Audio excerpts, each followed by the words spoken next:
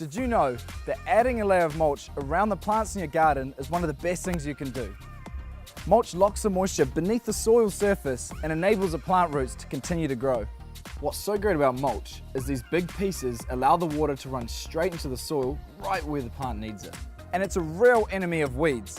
If you mulch on top of weeded areas, it makes it much harder for them to pop through. Central Landscapes have lots of great mulches to choose from. There's our popular black EnviroMulch made from recycled wood, or you can choose a more natural look with our forest floor. And we've got bark options in several sizes, plus you can use decorative pebbles if that's the look you're going for. When you apply mulch, spread it at a depth of 50 to 100 mil to get good coverage, but don't pile it up against the stems of the plants.